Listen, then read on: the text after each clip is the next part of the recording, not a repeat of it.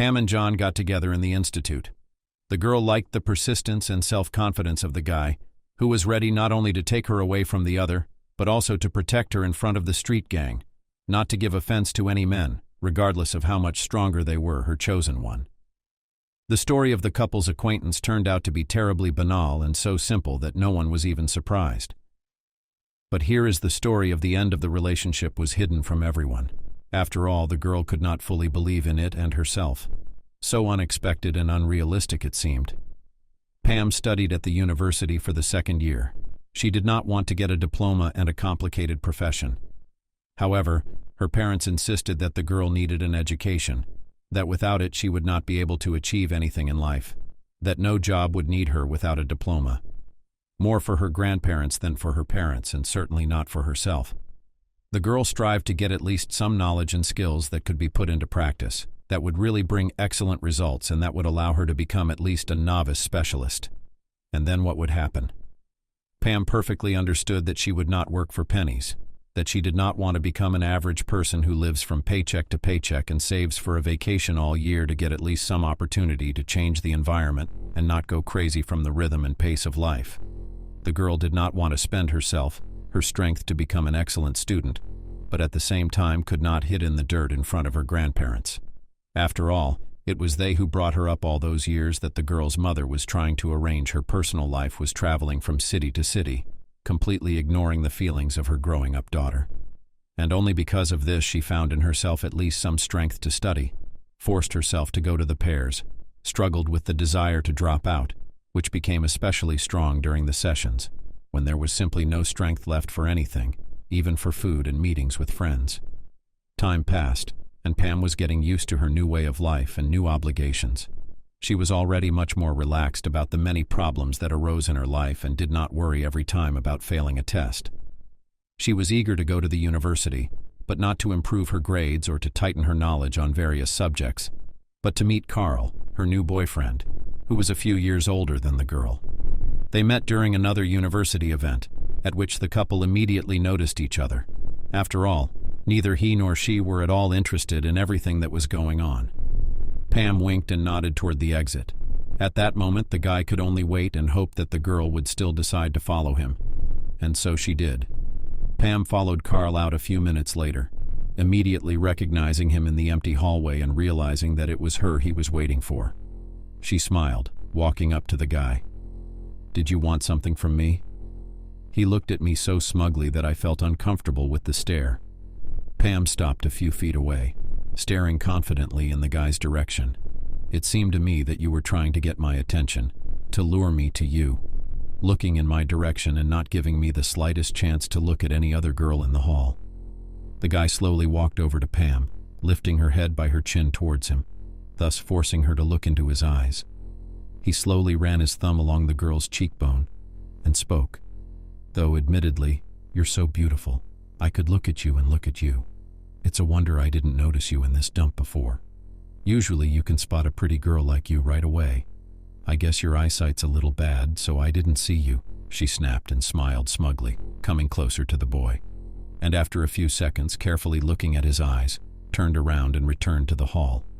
Until the end of the event, the guy did not take his eyes off him, and after the end of the event, he escorted him home. That's how the relationship between Pam and Carl, who was considered one of the rebels of the university, spun. And as a couple, they became a real storm of freshmen. After all, they didn't let anyone pass without being bullied. The girl changed for the worse, began to skip more classes, stopped appearing at additional events, various activities. She was no longer interested in the culture of the educational institution, did not attach sufficient importance to the traditions that were formed at the university, and violated dozens of rules, which could not but entail appropriate punishment. After a few weeks, Pam was noticed by the vice dean for educational work, and from that moment she had to hold on to her place at the university with her teeth, not to be left without a budget place and a future diploma. On one of the regular school days, Pam was called to the study area to have a talk with her. Besides the vice dean and a couple of faculty members, there was a guy in the office who seemed only a couple years older than her. This was John, one of the most diligent students and someone who had the ability to influence anyone and make them feel resentful about the gaps in their grades. He watched Pam carefully as she entered the office, watched her confused reaction when she was asked to sit in the empty chair, and listened carefully to her every answer to see how to influence her. John knew very well that everyone had a weakness that just had to be found, and then it could be pressed harder to get the desired result, to improve performance, to get rid of the problems that the student creates. That's why during the conversations he tried not to miss a single word, knowing that in any of them may be hidden the truth that he needs so much. Why do you pay attention only to me? Why is Carl, who is often the instigator of every possible quarrel and scandal, not with me? Why don't you pay attention to him? Because he uses not only psychological but also physical violence because his father has money and acquaintances? Or because for every one of his antics, a very respectable sum of money goes into your pocket, which silences you? Pam stared intently at the woman who clearly hadn't expected to hear that from her, trying not to miss a single change in her gaze, trying to scrutinize every quivering muscle in her face as closely as possible. Pam looked at the woman without averting her gaze, making it clear that it wasn't going to end that way, and that she expected a definite response to her words. Why don't you say anything?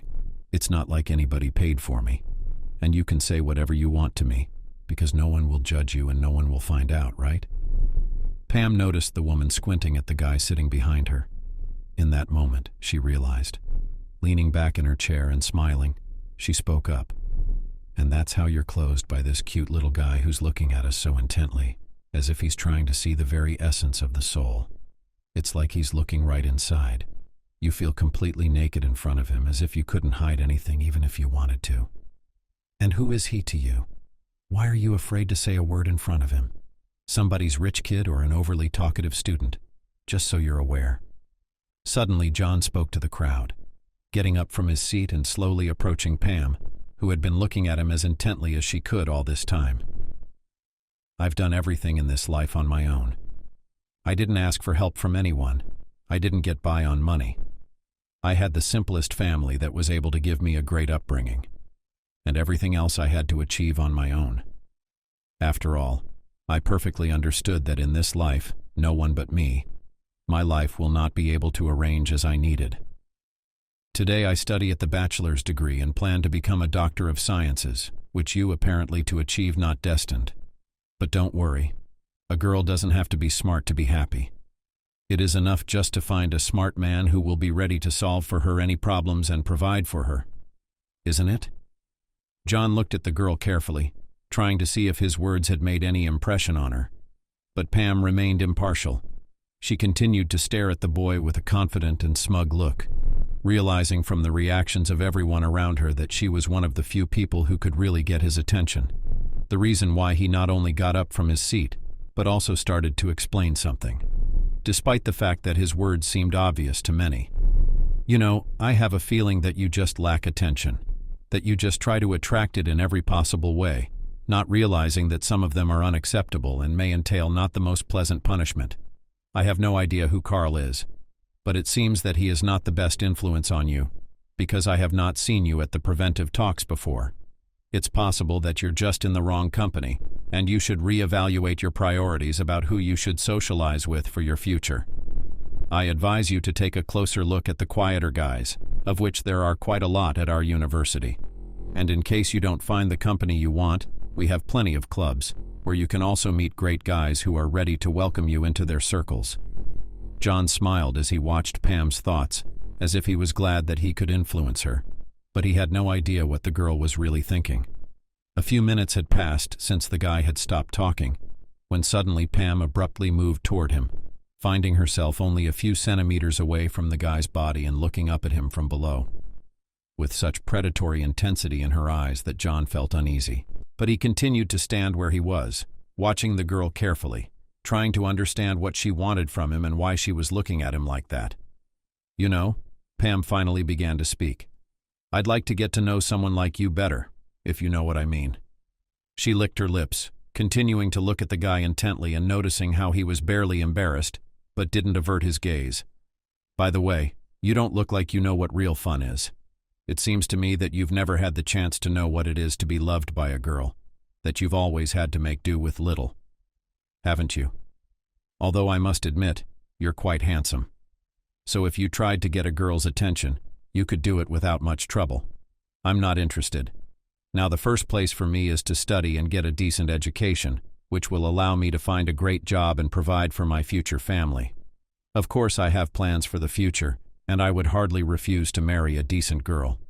John hesitated for a few seconds, looking at Pam carefully, obviously thinking something over, and then said, "Or raise a decent girl. You can do that too, if you put enough time and effort into it. The main thing is to have enough patience to go all the way, which will be destined by fate. Right?" The question was rhetorical and did not require an answer. However, Pam did not think so. She looked carefully at the boy and, taking a step toward him, stopping only a few centimeters away from John's face, she said in a languid voice, "So you think fate has brought us together? I usually prefer not to jump to such conclusions. But you're making me question whether my behavior is correct. Perhaps I should reevaluate the requirements for being in love and let myself try something new. Isn't that right?" She winked at John and then returned to her seat, suddenly turning her gaze to the vice educator, who had been watching the unfolding picture in bewilderment, not interfering with the students' conversation. It seemed that she had completely forgotten why such a meeting was held and what topic was on the agenda, when suddenly Pam asked her, "Can I be excused? Flirting with this guy counts as the end of my punishment, and listening to his incomprehensible lectures on how I should and shouldn't live my life. I certainly didn't think I'd be doing something like that today after my lectures were over, but it was an interesting enough experience." She looked at John once more, smiled at him, and then added, "Besides, I have other things to do and plans for tonight that don't need to be delayed at all. So I think I'm good to go. Right? You've said everything you wanted to say. That I'm a bad girl? That I need to stop talking to Carl and that you won't say anything to him?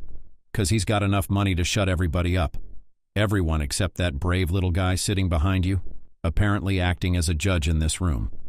Without waiting for an answer, the girl stood up and headed for the exit. Noticing the many surprised looks at herself, which clearly said that no one expected such behavior from her, she stopped at the entrance, turned back and looked at John and everyone else. Quite an interesting event, but it was kind of boring without company. Next time, call not only me but all the guilty parties as well. It turns out that you are like kites attacking only the weakest, realizing that he will be the easiest to kill. It's nice to stay. I hope you won't miss me. Especially you." She winked at John, and then closed the door behind her, leaving everyone in complete silence and confusion as to what had happened. John watched the girl carefully, noting how different she was from everyone else and realizing that he even had a strange interest in her. It seemed that Pam was drawing his attention on purpose, that she was emphasizing the fact that John seemed interesting to her and that she was ready to get closer to him. But she couldn't imagine how it would end and how her life would take an unexpected turn. So much so that after everything that had happened, her memories would seem unreal to her. The guy thought for a few more days about what exactly he was attracted to in the girl. From time to time analyzed everything that had happened, why she still occupies his thoughts, and what he should do to forget about her. Should he forget about her? Or should he try his luck? Should he take his hints seriously? Or did she just want to have fun and have an interesting time at a time when she was bored? Or maybe she just wanted to embarrass everyone present with her words and thus get a long-awaited release from a difficult conversation that she was clearly not enjoying. It didn't matter to him what was the reason for the increased attention to his person. The only thing he realized was that she had caught his attention, and now she would not get rid of it so easily. Now he would personally take up her re-education and make Pam an obedient, diligent girl. The girl had already forgotten about that conversation, about her behavior, about the guy who seemed mysterious to her, but at the same time somehow suspicious, dangerous. He gave the impression of a man from whom one should stay away, and for good reason. His view on family, on relationships, and on how a girl should behave was completely abnormal. But that was something she was yet to find out. A few weeks passed. Pam continued to party, to live at her own pleasure, but she didn't do it as openly as she would have liked. After all, she knew that next time it might not be a simple conversation. She tried her best to avoid Carl's attention and not to appear with him in places where the guy could do something reprehensible. After all, in that case, she would have to pay for his behavior. Carl quickly noticed the change in the girl's behavior, which he didn't like, so he decided to clarify everything. "Why did you stop coming to my building after your couples or instead of them?" asked the guy, stopping Pam in the corridor at the moment when she lazily walked to his office, in which the pair was about to start. "You always came to me so we could spend time together, just the two of us. Did you find someone better than me? Or did you just stop caring?" He looked at the girl carefully, holding her hand and not giving her the slightest chance to pull away from the conversation. "It's just that the deputy dean made it clear to me that such behavior would lead to serious problems. But no one's going to hurt you. So from now on, you're the only one who can do anything we do. And I can only be a bystander who shouldn't have anything to do with what's going on." Pam shrugged, sure that the boy would understand her perfectly. But there was a look of discontent and even hatred in his eyes that made it clear that he wasn't satisfied with that answer. Still looking at Pam and holding her hand, he leaned lower and spoke. "You've never cared about what anyone says about you, and you've never held on to your studies. What's changed?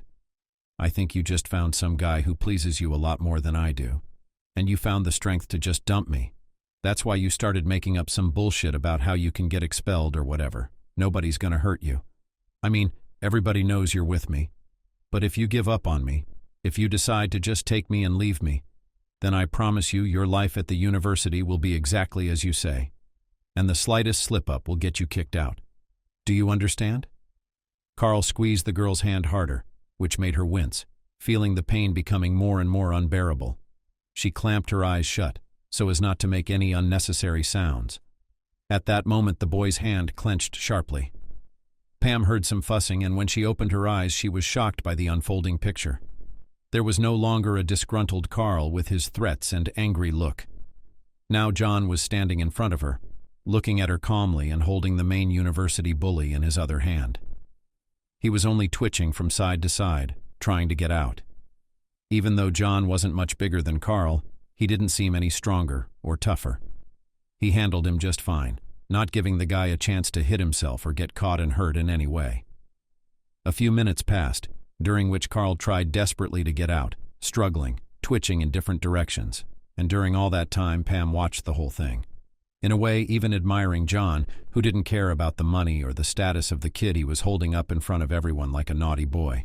Suddenly Carl jerked violently, from which he was able to free himself from the strong grip of the guy, and from that he stumbled and fell. Quickly jumping to his feet, the boy looked at his girlfriend and the stranger who had done such a humiliating thing to him and said, "This is your new boyfriend, isn't it?" Carl looked at Pam and clearly expected her to respond, but the girl remained silent, not knowing how to react to all this. "You shouldn't have done that, buddy. She's not worth it at all. In bed is just a log, with which you will not be interested. And now you're in big trouble for doing this to me for some chick who doesn't deserve it. You have no idea what kind of connections my parents have, and what they'll do to you after they find out what you did to me and how you humiliated me in front of the whole university. Pray you don't get expelled, just severely reprimanded." Carl once again looked at Pam with displeasure and hatred. Then he raised his head proudly, turned around and walked down the hall. Many people watched him, noting the angry expression on his face and the strange gait that was clearly the result of hitting a hard surface. Some approached John to sympathize with him, realizing the trouble he was in. Others whispered quietly, hesitant to become a party to such a serious scandal that could lead to the expulsion of anyone who happened to be on the kid's side.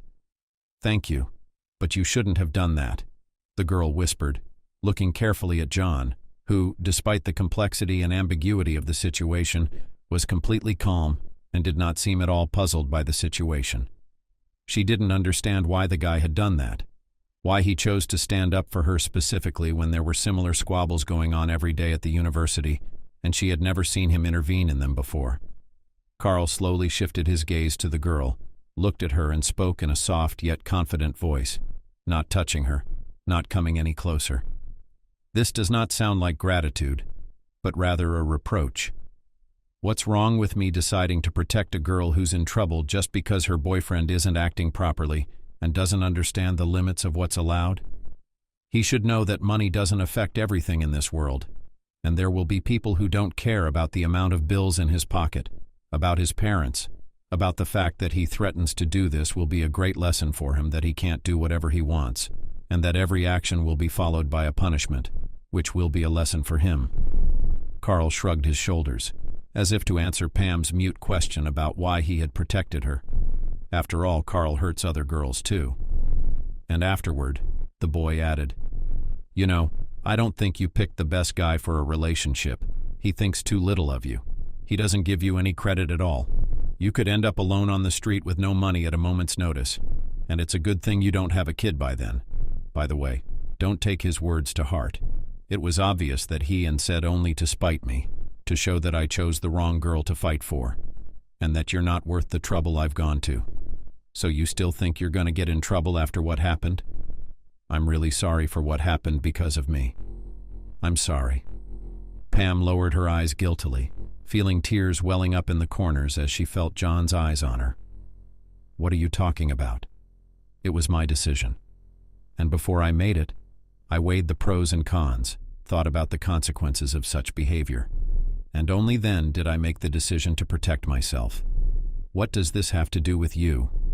He sounded surprised and puzzled, which made Pam uncomfortable.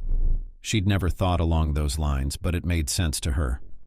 She smiled. "You're right. It was your decision to protect me, and I should thank you. If it hadn't been for you, I don't even know how our trial could have ended." He seemed pretty pissed off that he'd been rejected by some other girl. Apparently he was just the kind of man who couldn't take no for an answer and couldn't respond to being rejected. Pam shrugged, feeling a wave of fear surge up her throat. She looked at John, who continued to stare at her, and spoke in a shaky voice. "We may have made things worse, and he'll be waiting for me somewhere after class. I don't think that's going to end well. The last time I obeyed him, when I didn't show up at the appointed time, he behaved even more inadequately than he did at the university. He didn't care at all about the reasons or anything I said." Pam's mind began to recall not the most pleasant pictures of the recent incident, from which there were still bruises on her arm, which painfully ached the moment she began to think about them. The girl plunged into her thoughts not the most pleasant memories that gave her goosebumps.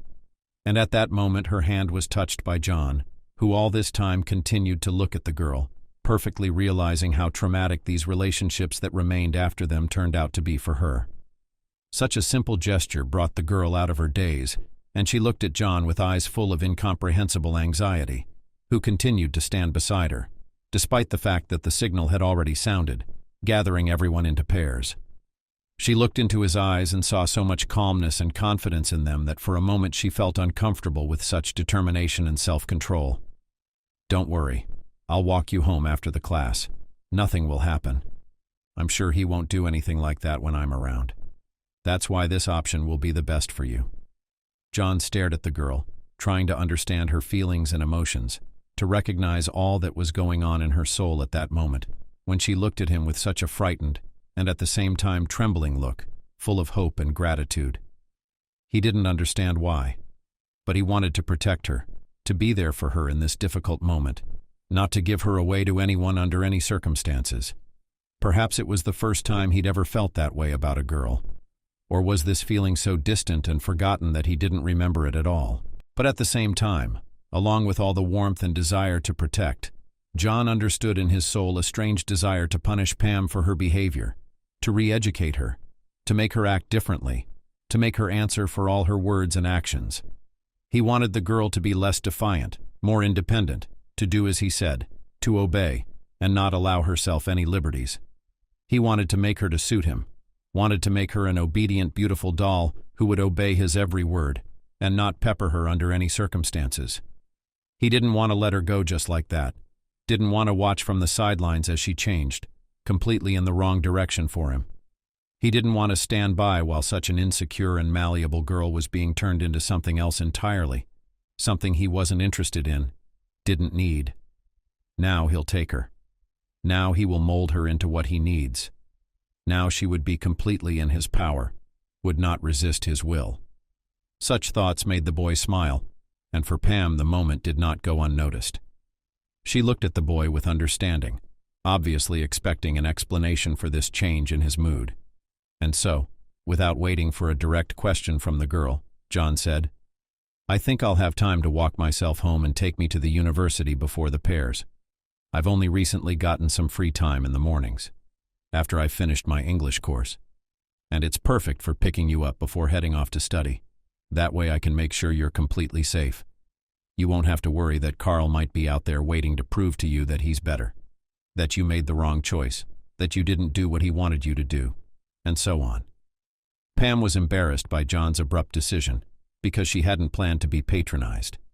She just wanted to share her experiences, not get a personal guard who would do whatever he told her to do, to protect the girl from who knows what.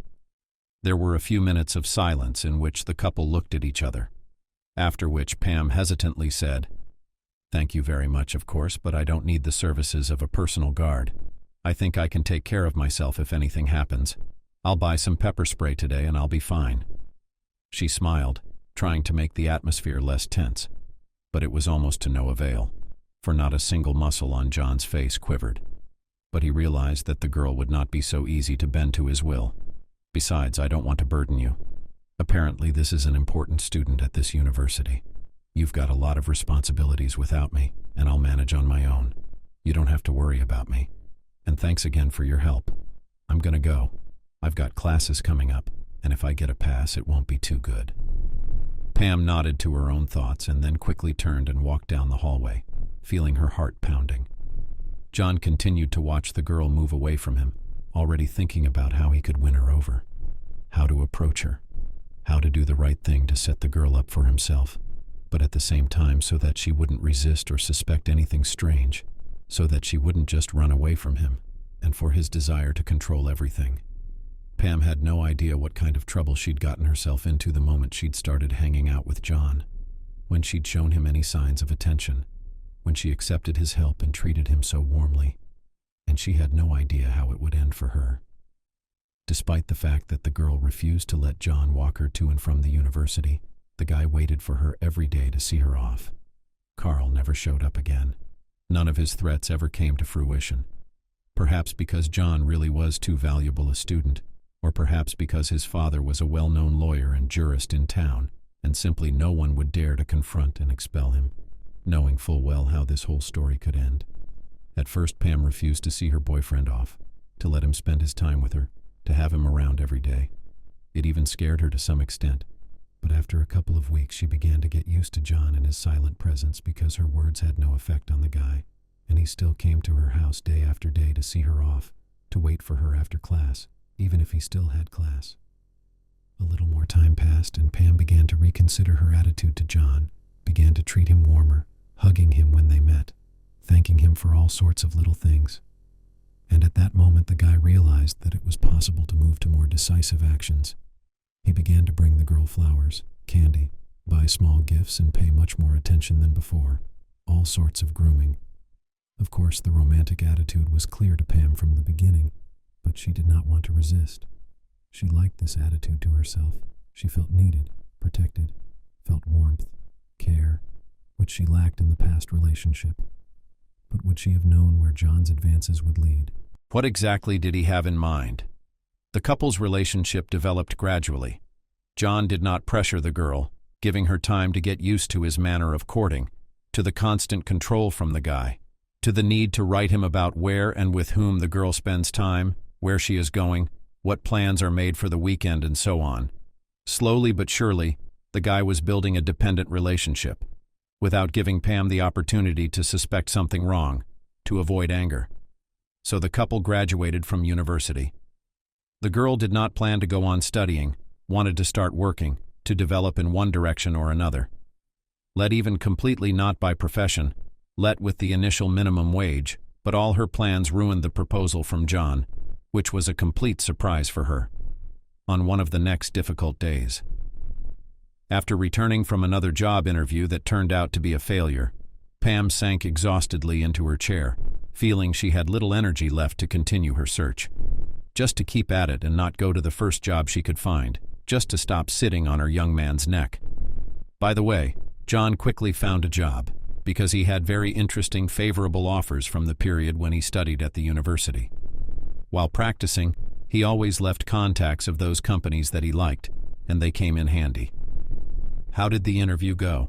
John asked, sitting down across from Pam and watching carefully as the exhausted girl nodded silently at his question. You really don't feel like working?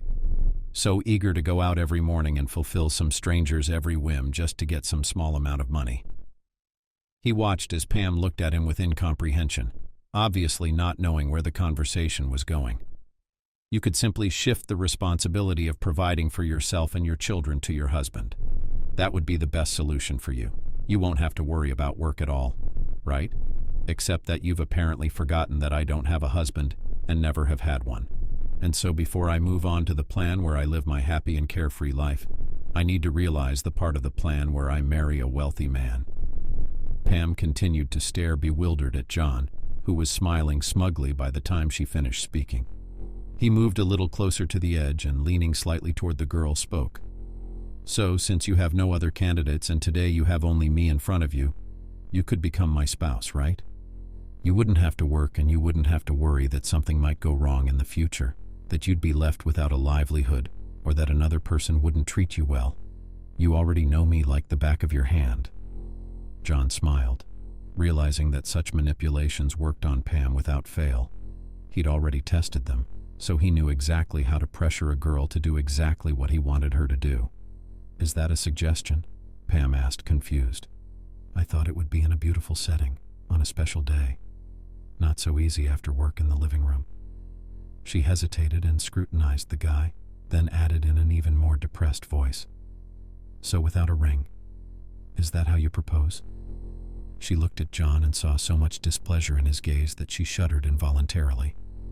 She had changed over the past few years, more docile, more calm. She was afraid to upset and disappoint the boy, for she knew he would be rude to her afterward. Often after quarrels, John stopped communicating with the girl, as if simply ignoring her existence. And if she tried to somehow attract his attention, without apologizing, he just left the house. After the couple began to live together, much changed, and not for the better. Pam was increasingly worried about the fact that she had no say in the adoption of some household issues, that she could not express her disagreement without being judged. John increasingly adjusted the girl to himself, to his needs, rules under his demands, which he had a lot. He did everything he could to make her obedient, malleable, to not argue with him and accept his decisions without judgment or discussion. But not this time. This time she decided to rebuke John for proposing wrongly, and she soon regretted it. John continued to look at the girl with displeasure. The silence was dragging on and was beginning to weigh on Pam. So you're saying that I proposed wrongly, that I don't deserve you, that you'll find someone better who will give you a diamond ring and lay millions at your feet. So I'm just an intermediate stage in your life that will soon end and be replaced by another, right? John's gaze grew heavier. He moved closer to the girl, speaking in a quieter voice that made Pam uncomfortable.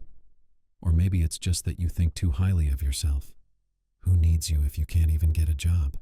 You think guys are going to chase after you just because of your pretty face? I hate to disappoint you, but that's not true. Suddenly the guy leaned back in his chair, putting his foot on his leg and speaking loudly. So you refuse to become my spouse? Do I understand correctly? You'll look for a better option that will bring you more money? A rich guy who's going to take you for a ride. It's in his blood, and you'll get regular money from him for your silence and obedience. Right, honey? The last phrase was softly spoken, making Pam embarrassed. No, she whispered, lowering her eyes to the floor. I didn't say you proposed wrong. I just said I expected differently. She was silent, considering whether to voice the thought that was running through her head or to wait. It was worth thinking it over. It was worth weighing the pros and cons before making a decision. A couple dozen seconds passed when John spoke first. So are you going to be my spouse? Or should I pack my things and leave the apartment so you can have the opportunity to bring others here? The question already had the right answer in it, and John knew it. Pam wouldn't let him leave so easily, wouldn't admit she had someone else, which left her with only one answer. I agree. The girl said in the same quiet, depressed voice, not looking up. Somewhere in her heart she felt that it was wrong to make such a hasty decision. She knew that in the future she would regret that she had agreed so quickly without thinking about the proposal. But if she'd just shut up now, or if she tried to prove to John that his question was unreasonable, it wouldn't end well. so she answered what she thought was the only option in the situation. "That's fine," John said in a calm voice, rising from his chair. "So you will not work. You will be fully engaged in domestic life, and everything else leave me well. I will find a better job and get a promotion for it. And you'll have absolutely no need to earn on your own. We'll apply next week. Just a simple signature. Let's not spend money on the wedding. It won't pay for itself anyway. We'd better think about kids because I'm 26 now. It's time to make sure I have an heir. Immediately after registration, we'll go to the doctor, find out what tests to take and what to do to increase the likelihood of a healthy baby." Noticing the girl's stunned look, John hastened to add, "And it will be much better for you to give birth at a younger age. It will be much easier for you to bear the condition, and you will have fewer health problems." He smiled at the girl and left the room, leaving her alone in complete silence and heavy reflection. To say that Pam was shocked by the conversation that had taken place was not to say anything. She hadn't planned on having children in the next few years, and John's plans were completely out of line with what she wanted. But she felt she couldn't resist his will.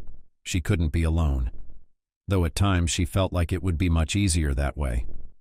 As she continued to sit in complete silence, Pam thought about how to give up her children, how to make sure she didn't become a mother before her time. But at the same time, not to fight with John, not to lose him. It seemed impossible. Suddenly, the girl came up with a brilliant idea, which she later adhered to.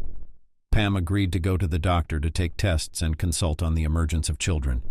She specifically made an appointment for the time when John was at work, so that she could go to the specialist on her own and talk to him without her husband. When she entered the office, Pam was confused because there was a very young girl sitting at the doctor's desk. Noticing the girl's surprised look, the doctor said, "Don't worry, I'm not an intern.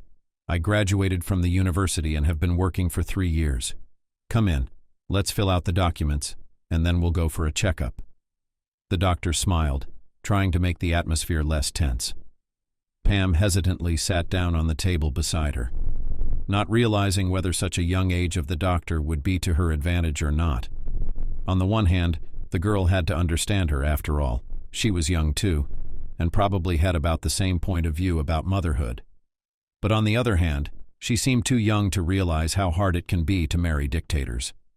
She didn't seem to have seen any really serious marital problems yet, and so a conversation with her might end up quite differently than Pam had planned. Taking a deep breath, realizing that there might not be another opportunity to talk to the doctor one-on-one, Pam looked at the girl and spoke up.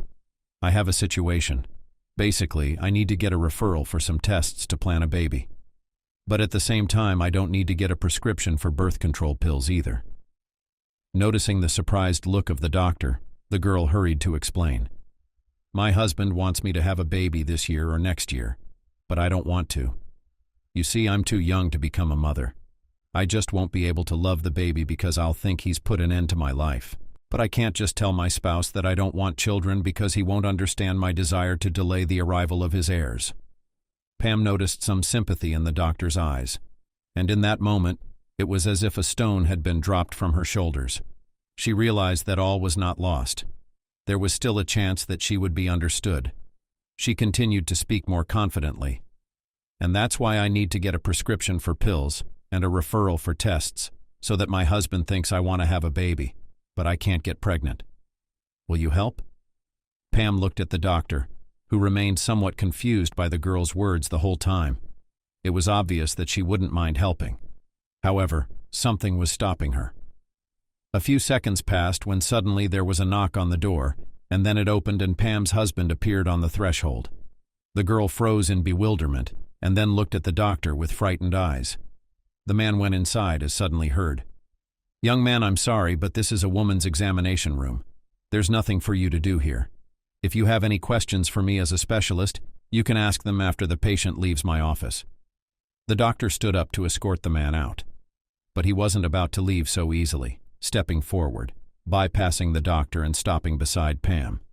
He gently put his arm around the girl and spoke. "This is my wife. We're planning a baby. She doesn't mind if I stay in the office." "That's right, dear. I want to be present at the consultation to make sure everything goes well. And I do have a few questions I'd like to ask you." John smiled, realizing he was in a win-win situation and no one was going to kick him out the door. Pam, on the other hand, nodded slowly, realizing that she simply had no other choice.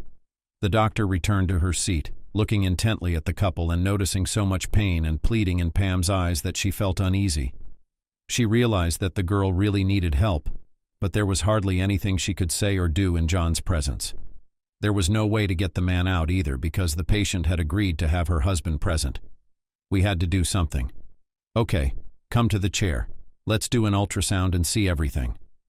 The doctor pointed to the couch, which was located behind a screen, and then turned to John and said, I would ask you to wait in this part of the room because according to the rules of the examination, only the doctor and the patient can be present behind the screen.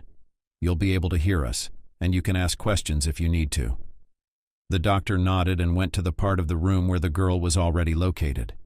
The examination was quick, and according to its results, Pam could easily have become a mother. Instead, however, the girl spoke instead. I don't see any abnormalities in your condition, except for the low activity of your eggs, as if they were not developing enough, which could cause abnormalities in the fetus. I will prescribe you pills that will help to improve the quality of eggs. They can only be bought directly by the girl with a prescription at any pharmacy, and I will also write a referral for the basic tests that are taken when planning a pregnancy. Although I am sure they will show good results. That'll be all. Get dressed. The doctor came out from behind the screen, and at that moment she faced John's judgmental gaze. She looked back at the man in bewilderment and then spoke in a calm and confident voice. Are you dissatisfied with the quality of the examination? I can assure you that any doctor would have said the same thing when examining your wife. If not, it's a bad doctor. Poor egg quality is immediately apparent during a visual inspection, and not all tests are able to show the presence of abnormalities. Therefore, I recommend that you do not refuse a course of pills. Only when taking them you will be able to conceive a baby. If you refuse the pills and try in this way, then the child may have serious developmental abnormalities. Keep in mind, as a doctor, I am obliged to warn you about this, to recommend options to improve the situation. The decision is yours alone, and you can take the tests any day from 8 to 10 in the morning. After that, you can come to my office without waiting in line. I'll look at them. The girl sat down in her seat, began to write the prescription, and at that moment Pam came out from behind the screen. John's gaze instantly became heavy and intense. He seemed to blame the girl for what was wrong with her. And in a few seconds that hunch was confirmed. At the moment when Pam approached her husband, he jerked her down sharply, putting her on the chair, and then leaned to her ear, as if trying to make the conversation unheard by the doctor, and spoke in an irritated voice. Why do I need you so defective? I should have taken you to a doctor earlier, before I thought of marrying you. And now it turns out that you're good for nothing. What do I need you for? To spend money on you for nothing? To feed you? To appreciate you just for what you are? The man looked with displeasure at the doctor, who heard every word he said, but continued to fill out the card, pretending not to notice anything. It's good that I came to see you myself. You wouldn't have admitted that it was defective, would you? And then I'd think it was my fault we didn't have kids. You're no good to me. And now you can't even give birth to me. The man continued to humiliate the girl. From each of his phrases, Pam clutched her head more and more tightly, as if trying to defend herself from the attacks. It seemed that a little more and John would move from psychological violence to physical. But this did not happen. However, the atmosphere became more and more tense, and then the doctor decided to interrupt the notes and speak. Treatment will require a calm atmosphere, sufficient physical activity, and a balanced diet. I think things will be great in the near future. Your egg quality will improve, and you will have a healthy baby. The main thing is no stress, no serious loads, and no injuries. After all this can cause a worsening of the situation, and then the baby cannot wait for the next few years. The girl looked at John, who was obviously shocked by her words. Then she spoke. In general, future daddy, the future mom should be taken care of. Do everything to make her live comfortably and minimize stress in her life. No loads, no stress, no quarrels and scolding. Otherwise it will be your own fault that you will be left with no heirs. The doctor handed Pam a direction for tests and a prescription for pills. The girl turned pale, realizing that her plan had completely failed. She had only been able to delay having children for a few months, or maybe just a couple of weeks. Pam left the doctor's office in a downcast state, continuing to listen to the accusations of her husband and realizing that she no longer had the slightest opportunity to give up motherhood. After taking all the tests and getting good results, Pam did not go to the girl she had consulted before. The pain and misunderstanding of not going into her situation was overwhelming. Pam couldn't understand how anyone could be so callous. How could you not help another person with their problem? After texting her spouse that the test results were good, she headed to the pharmacy to buy the recommended medication. John didn't want her to delay taking it, and it was possible to delay the time only until the test results came back. As she approached the pharmacy, Pam hesitated to go in. She had no more excuses to delay taking the drug.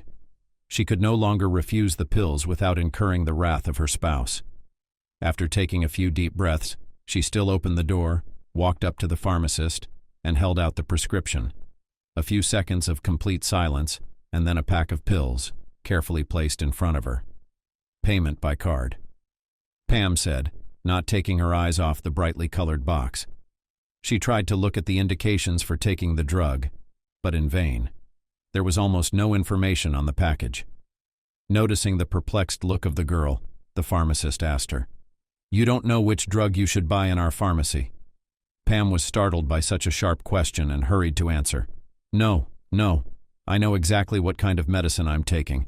My gynecologist prescribed it to me. Do not worry, it's just the first time I've bought such drugs. I'm trying to learn how to take it properly." Pam smiled. Hopefully her not-so-plausible lie would be seen as the truth. It was. The pharmacy employee smiled already with a softer look, looked at the girl and calmly spoke. The drug should be taken 1 tablet once a day at approximately the same time, 21 days of intake. After 7 days you take a break, and after that you start taking the drug again. In the package of 3 plates, therefore, for 3 months. Also, once every 6 months I recommend taking vitamins, which will help minimize the likelihood of side effects from the constant use of birth control drugs. The last words echoed a few more times in Pam's head. She looked at the pharmacist, stunned, and the latter, noticing the girl's surprise, hurriedly spoke up. "Do not worry. Nothing serious from taking this drug will not be, but it is considered one of the best and safest. You just need to take vitamins on time and visit the doctor once a year. Besides, you are still young. I do not think that there will be any serious changes in health after you start taking contraceptives." The man smiled, and Pam tried to make as calm an expression as possible, taking the box and going outside. The girl stopped just a few meters away from the pharmacy and started unfolding the instructions to confirm what she had just heard. The doctor had indeed prescribed the drug she had asked for. Pam almost jumped, partly realizing that her plans were destined to come true after all, and that she had the power to influence her future. Several weeks passed. The girl was actively taking the medication, clearly timed, without missing a single pill. To her delight, John did not read the instructions to the drug and did not bother to find out anything. He was upset after examining the girl, did not hide it. Always found a reason to reproach Pam for her unsuitability for having children. But the girl was content with such a situation. The main thing is that she did not have to become a mother willy-nilly. She still had a choice. Yes, she had to keep the truth from her husband. Yes, she had to endure constant abuse and reproach. Yes, she sometimes felt completely unwanted and discouraged. But all of that was far better than putting her future on hold and having a child she didn't want. A few more weeks went by and Pam still wasn't pregnant. She took tests every week and they all came back negative. In her heart, she was elated that her plan was working perfectly. However, once again leaving the restroom, she squeezed tears out of herself to make her depressed and frustrated state seem more realistic. John would stare at a single streak and then silently walk away afterward, muttering to himself some not-so-nice words about the girl. But not this time. After another negative test, the man grabbed Pam's arm and yanked her sharply toward him, leaving only a couple of dozen centimeters between them. "What the hell is going on with you anyway? It's been almost 3 months and you've been useless. What the hell do I need a wife like that for? What's the point of you if all you do is this? You sit at home and spend my money?" There was so much hatred in the man's eyes that Pam felt uneasy. It seemed that John could do something so absurd in such a state. The man continued to stare at his wife, not lowering his hand. The pause became more and more tense. Suddenly, John leaned in close to Pam and spoke. "If you don't get pregnant by the end of the year, you're in trouble. I don't care how you do it, what pills you take, what gods you pray to. I'm not going to support a freeloader who can't bear me a single child. What good are you in this business? You got me." John shook the girl like a typical doll being shaken from side to side. Pam closed her eyes in fear and pain, trying not to look at her spouse, and just nodded obediently. The man shoved her away abruptly, looking down at the girl, and wanted to leave, as suddenly heard a quiet, frightened voice of Pam, which sounded surprisingly confident. "So maybe you're the problem. You haven't been to the doctor. You haven't had any tests. Maybe there's something wrong with you. I'm fine now. You haven't thought about it? Why do you think I'm the only problem?" Pam knew full well it was all about the pills she was taking, but the urge to go against John's words for once was so strong that she couldn't resist it. "You could be defective too. You could be childless. You didn't think so. Maybe you should get yourself checked out before you blame me for everything and think that I'm the only one who might be the problem." Pam took a step toward the man, who clearly hadn't expected such words from her. She stopped a few feet away from him, waiting for a response. "Don't be ridiculous. I'm doing fine. I don't need any doctors to know that. If you have a problem, you don't need to put it on your head. Understand?" The man seemed to growl and didn't speak. His voice sounded low, and it sent shivers down Pam's spine. She felt like she'd said or done something wrong, but her inner sense of justice, her desire not to back down so easily, made her stay where she was. "And if you tell anyone that I might be the problem, you'll be in trouble. I swear to you." John leaned toward the girl, adding, "Do you understand me?" Pam felt herself trembling, but for the first time in her life she decided not to back down, looking intently at her spouse despite his menacing, rather intimidating appearance. She raised her head and spoke. "I heard you, but did you hear me? It's not always the woman who's the problem. Maybe it's your fault. And I'm not going to take on the burden of being the reason you have no heir. Not until you prove to me that it isn't. If I'm really the problem, then I'll admit that I'm really no use in this house. But if it turns out that you are the problem, you'll apologize to me, and then I'll decide when we have kids. Agreed?" Pam raised her head, realizing that John would not refuse such an argument. After all, it would speak immediately of his insecurity. Pam saw the confusion and incomprehension in the man's gaze, sincere surprise, which, after a few seconds, turned to anger and hatred. And the man responded, "I agree, but only if it turns out that the problem is you. If I prove that everything is fine with me, you will live the rest of your life as I tell you. You'll have as many children as I want. You're going to be a housewife. You'll never talk about working again. You'll do everything I want you to do. Do everything I want you to do. Be a good girl no matter what mood you're in. And you will always agree with me. You will no longer have a choice or a say in the decisions you make. You will live your life the way I tell you to. Agreed?" John looked at Pam with a smug grin, confident that she would give up the argument now. After all, the girl had always been so eager to work. After Pam had become John's spouse, she often brought up the conversation about going back to work, to develop again, to learn something new. But the man was against it. Right now, when his main demand was the complete deprivation of the girl's freedom, the complete deprivation of her ability to make decisions and manage her own life. There was no doubt that Pam would refuse. The girl froze. She could feel the fear. She knew that if she lost, she would never be able to escape from this captivity.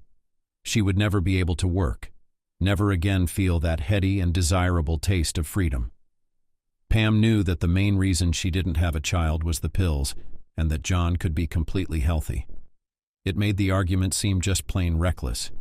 It was as if the girl was saying yes at once to becoming a slave, to forgetting her will and dreams and completely submitting to another man. But there was a faint hope that something might be wrong with John after all. And that hope whispered to Pam that she could change the way she treated herself, could choose when to have a child, could become a free person while married and regain her right to work and autonomy. She can completely change her life with just one thing. right? But is the risk worth it? Is she willing to put everything else on the line to feel that excitement? Is there anything she can do to change her life if she loses?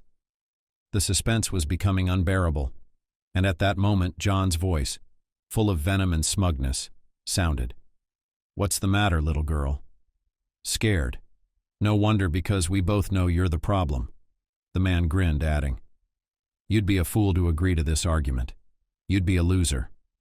Although, I'd be glad if you'd argue with me. You'd be my puppet, doing whatever I told you to do."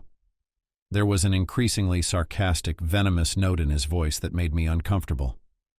"I'd love to have someone like you in my charge. Stubborn, defiant. You'd be my personal trophy." The man ran the tip of his index finger over the girl's cheek. "You would be the perfect proof that nothing is impossible and that I am capable of many things. Wouldn't you?" John smiled, clearly enjoying this sophisticated game. He liked to watch Pam try and fail to overcome her pride and freedom. There were several minutes of oppressive silence, in which Pam could clearly hear the frantic pounding of her heart. She couldn't give up so easily, but she couldn't find the strength to take such a serious risk. Suddenly, the girl raised her gaze to her spouse and also venomously as he spoke. "I agree to your terms." She looked at the man with confidence, realizing that she had not made the best decision, but for the first time in her life she was able to get over herself and do not do as her spouse wants. "Prove that you're not the problem, and then I'll agree to be completely at your mercy." She stared at the man for a few more seconds, waiting for him to respond, but John simply turned and left the room, clearly unhappy with the end of the conversation. Pam exhaled convulsively. After some more thought, Pam decided to get a job, and it turned out that she might not be able to enjoy her hard-earned money in the future. She realized that she was unlikely to have money to spend on her own desires if she lost, that she would have no chance of secretly getting a job in the future, especially after the baby came. And so Pam began frantically searching for any option that could be combined with her household chores, and that would allow her to get home before John did. Fortunately, a suitable option came up quickly.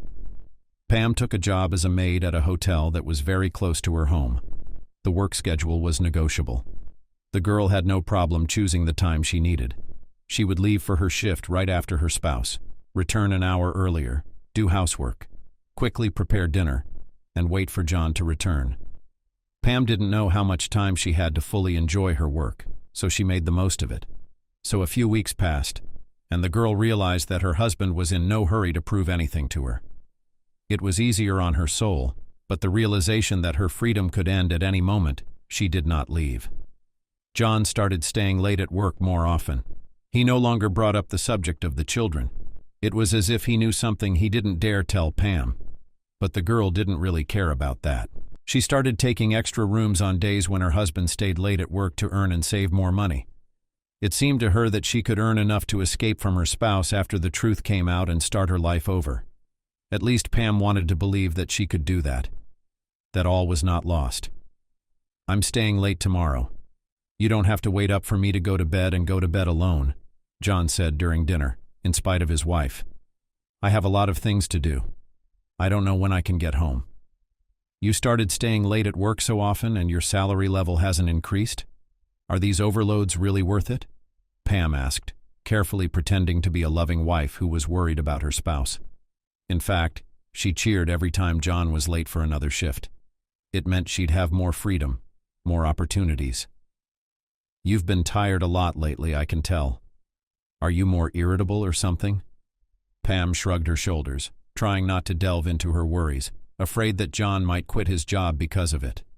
She continued to eat her dinner, trying to keep her composure, not letting on how much good news her husband had told her.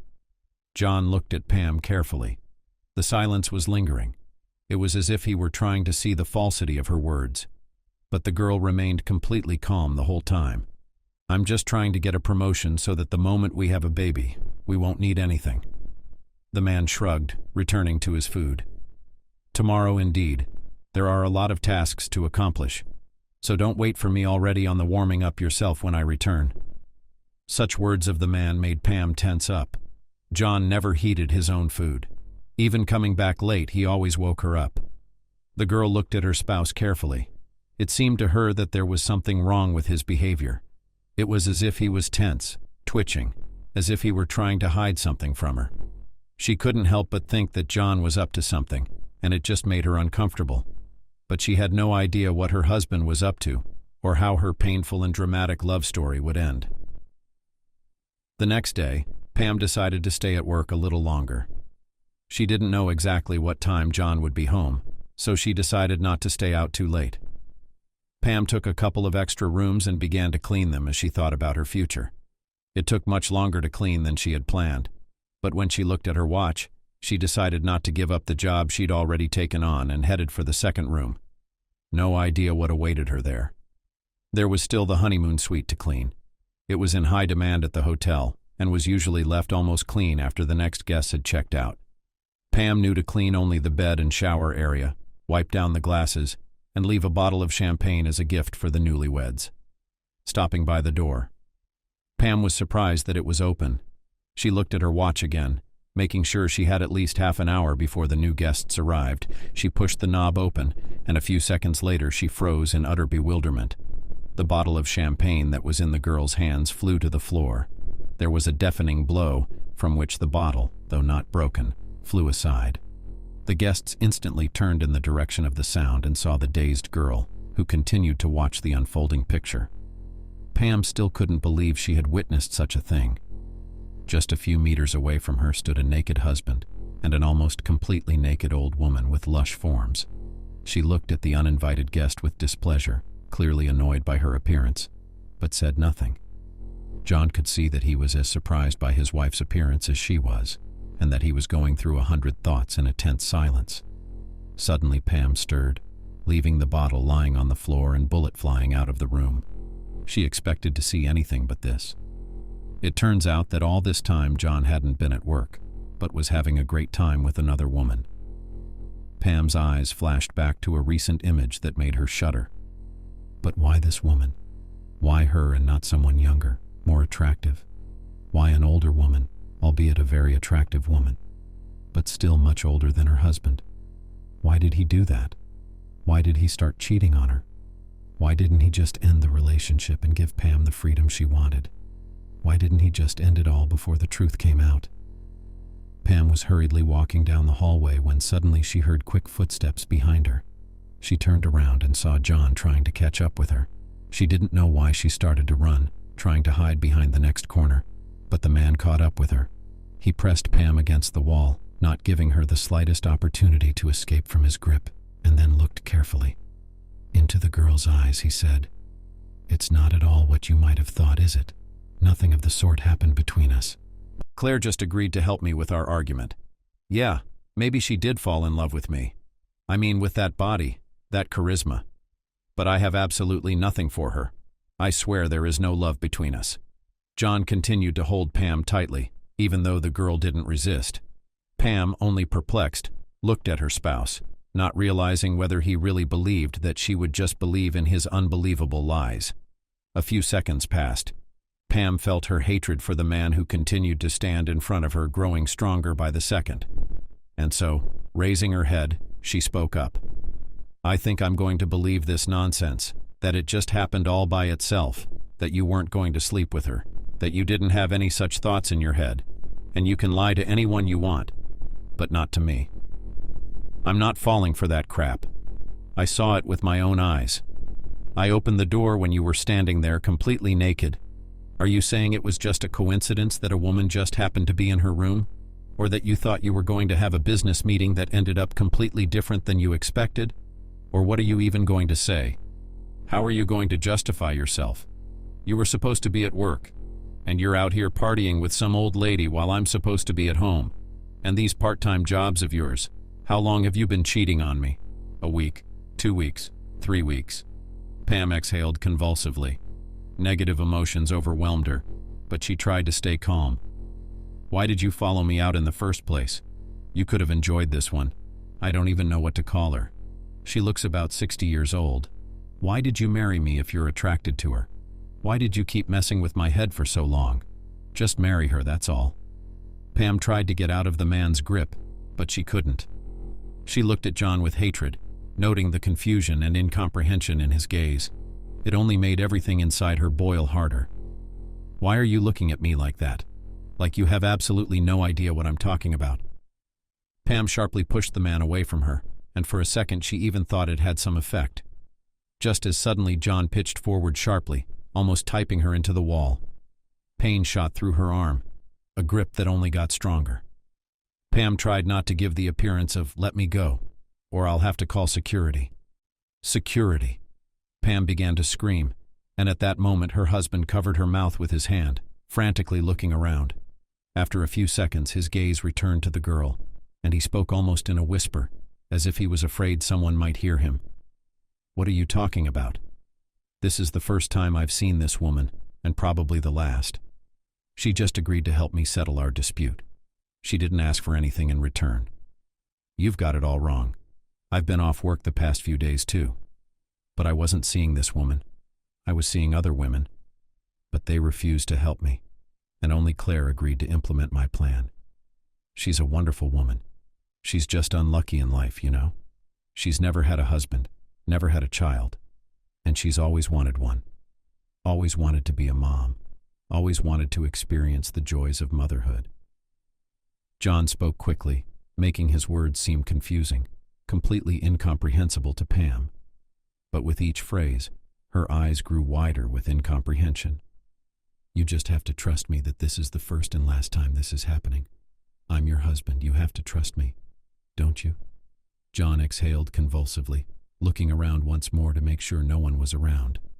"I'm going to take my hand away now and you won't scream? You got me? We'll just talk calmly and then we'll go home. Okay?" Pam nodded slowly, whereupon the man removed the hand covering her mouth. Taking a deep breath, the girl returned her gaze to her husband, looking at him carefully. And then she asked with bewilderment, "What kind of nonsense did you just say? What do you mean she agreed to help you solve our dispute? You had to go to the doctor, take tests to solve our dispute, not to drag some old ladies in bed. What the hell?" Pam felt her insides begin to boil with hatred and resentment again, and at that moment she took several deep breaths to calm down. She realized that the scandal did not solve anything in this case, and it was worth at least trying to understand everything. What did this woman have to do with it? And why did you date others like her? What are you trying to prove to me? That you might still be attractive to other women? Let me remind you, that's not what this argument was about. If you're just looking for an excuse, you've clearly chosen the worst one there is. I think you would have been better off keeping quiet in the situation rather than continuing to bury yourself in such a ridiculous excuse.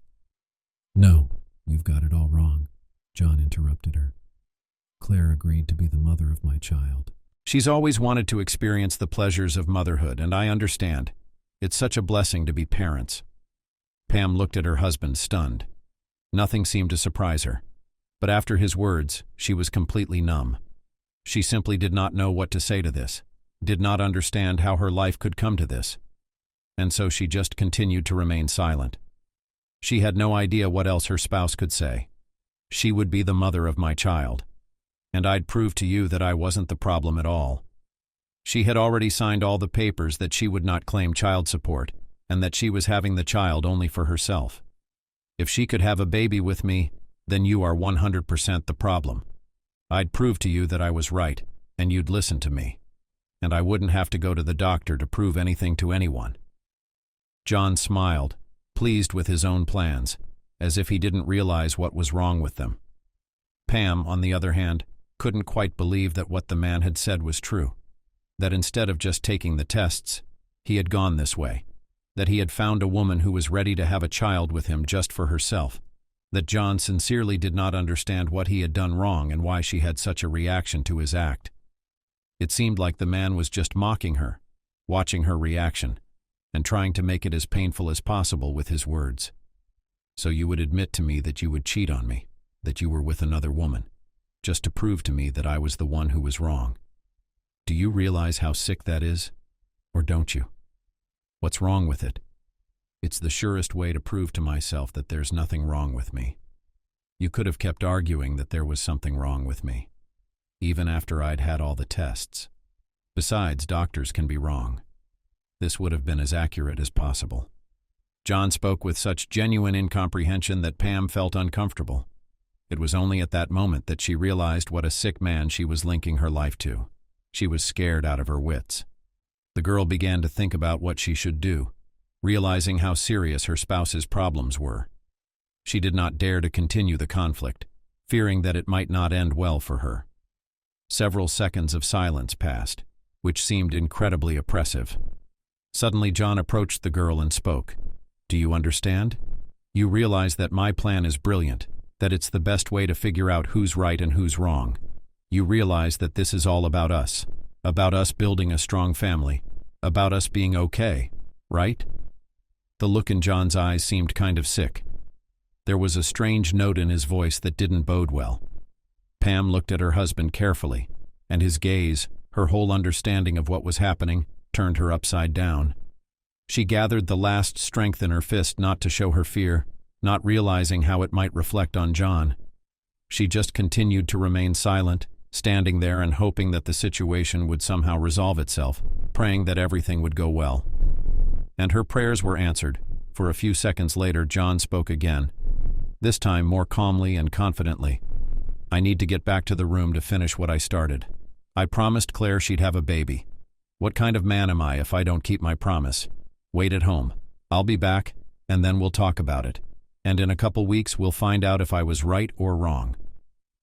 John stepped away from Pam, releasing her from his grip, but she continued to stand still. The man seemed to be joking, playing with her like a predator with its prey. But after a couple of seconds, John confidently walked back into the room, closing the door behind him and saying nothing more about his wife.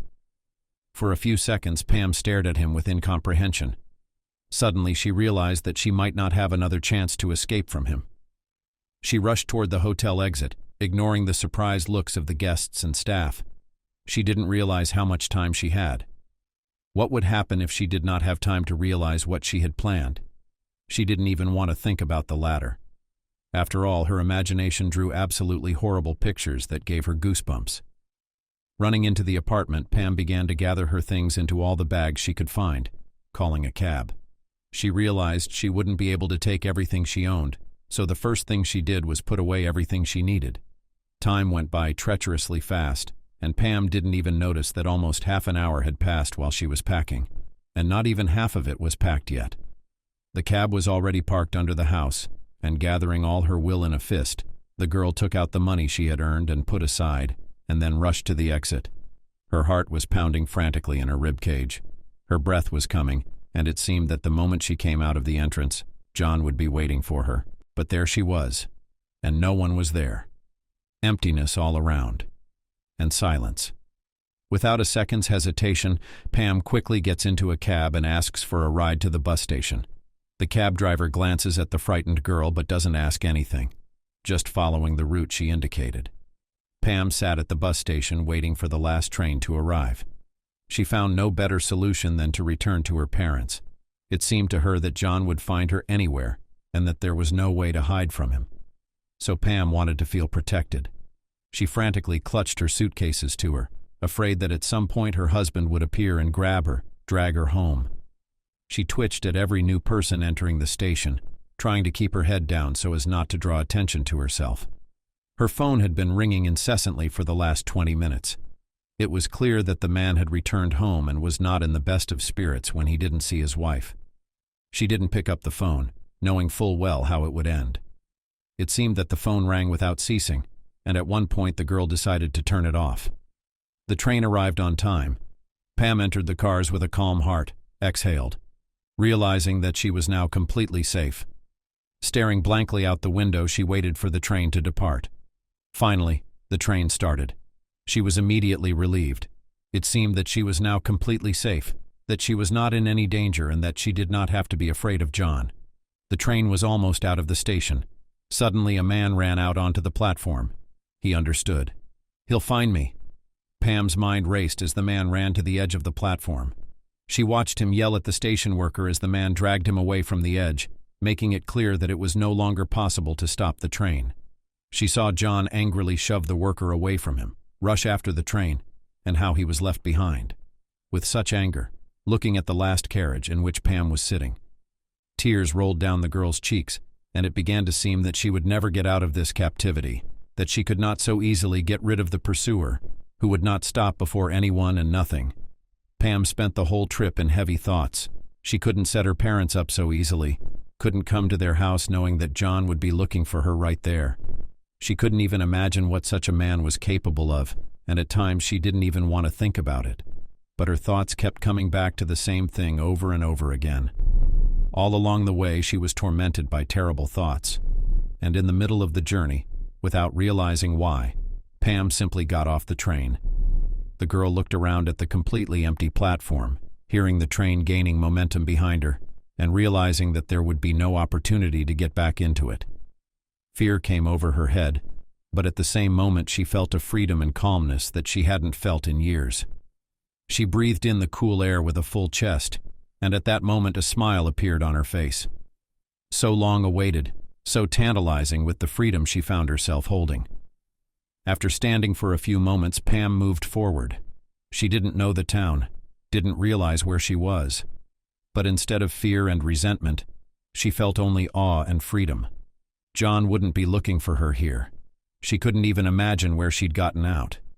He would look for her at her parents' house, but definitely not here.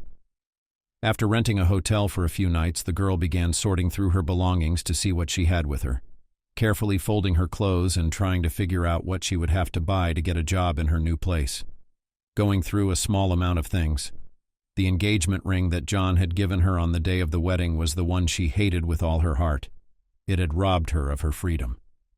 A few seconds. Pam opened the window in her hotel room and threw the ring down the empty street, smiling as she watched it disappear into the darkness. In that moment, she finally said goodbye to her past life, to the way she had to live with her spouse and his constant rules. She didn't feel the bitterness of loss, didn't feel that she had lost someone important, someone she loved. She felt only freedom, which was intoxicating, which gave her hope that not everything in life was lost, that everything could still be the way she wanted it to be.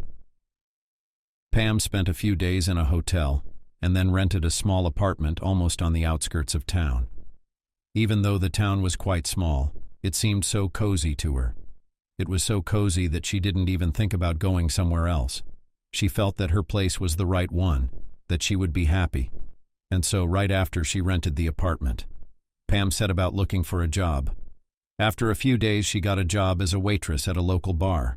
The job wasn't easy, but the girl genuinely enjoyed every time she hit her shift and fell asleep with a smile after exhausting nights. Several months passed. Pam finally got used to the idea that she was now free, that she could fear nothing. At first, she was worried that her ex-husband might find her, but now that so much time had passed, she stopped thinking about it. After filing for divorce and receiving a favorable response, Pam began a new phase in her life. She believed that now everything would be exactly as she wanted it to be, that now everything would work out for the best for her. She would no longer let herself be wronged. She would no longer allow herself to be treated the way John had treated her. Despite her entreaties, she hadn't told her parents where she was staying, either because she was worried about their safety or because she wasn't sure they would be able to keep it a secret if John showed up at their house. Besides, she knew very well how her parents felt about divorce, and that they were not in favor of their daughter's decision to divorce, and therefore the fear that they might try to reconcile with John, not realizing how inadequate the former spouse turned out to be. Pam was hesitant to start a relationship with another man, for fear of running into some inadequate man who would finally break her life. She was living a life of pleasure. She had a dog, with whom she walked in the park in the evenings, and felt so happy, as she had ever felt.